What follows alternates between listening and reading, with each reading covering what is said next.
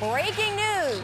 I love when we roll this. It's like so official with the music and everything, right? It really happened. I know.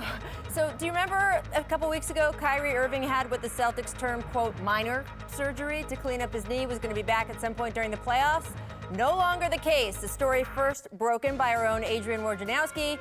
Kyrie Irving will be out for the rest of the season. All of the playoffs will have to undergo surgery again on Saturday to remove a couple screws in his knee. Oh, wow. Need 4 or 5 months for recovery. You see his Instagram post here. You can check out all of the words on your phone, but the key sentence there is that he revealed he also has an infection in his knee.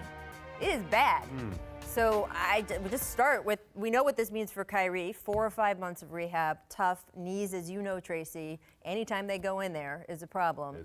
What does this mean for him, and what does it mean for the Celtics? It means, like you said, anytime you cut your knee open, I mean, it's decreasing your performance. Hopefully he can, do the proper rehab, come back stronger, and because I think this team has potential in the future to be reckoned with and be a contender in the Eastern Conference and possibly for the finals. But for this team this year, Kyrie's out, I still think they have a good enough team to win a playoff series in the first round. Really? Yes, it depends on the matchup. Right. If they could get somebody like Indiana, possibly, Milwaukee is not playing good basketball, I think they potentially could knock one of these teams off. I mean, I think that's a possibility. I mean, the Bucks maybe if they end up going there. But I think for Kyrie, it's been interesting having done a few of his games this year. It seems at different times that he had serious discomfort in that knee. It seemed like he just got really good at masking it.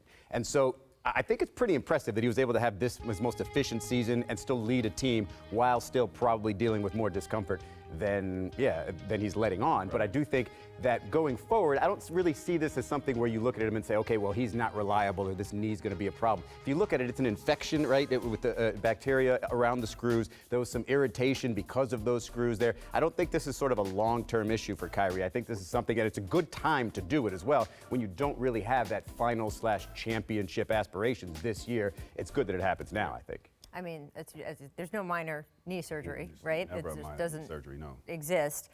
And it is interesting. I mean, remember, there was that Cleveland.com story in the middle of the season about how Kyrie had threatened the Cavaliers if they didn't trade him, that he was going to go take care of the knee surgery right then. The real thing. I don't know if maybe in the end that would have been better for Kyrie, too, even after the trade to Boston, to have had some of this cleared up at the beginning of the season. I know he does. I know how competitive he is. I know he doesn't want to be hurt now. Well, there's never a good time. Think about this. You go back and let's say Kyrie was, still on Cleveland's team. This would be a devastating blow for Cleveland. Well, certainly if he had tried to play through it. If he would try to play through it and then he's out, you can't make no trades now because it's way after the trade deadline and you are who you are with this team. So, I mean, I think it kind of works out for Cleveland that, they did trade him away. Honestly, the timing for this for Kyrie, I think, couldn't have been much better because he did, he obviously got away from Cleveland. He did, for the most part, I think there was a lot of question marks going into Cleveland if he was a true number one on a team. I think he proved that he is. And he does say that he has that potential. If you go read the IG post, he does talk about that he proved a lot of doubters wrong, and I think he can feel good about that. And boy, T-Mac, you're right. The foundation they have for next year, assuming that this is what we think it is and he will be back and himself, Gordon Hayward back, all those young players now with a couple years of experience.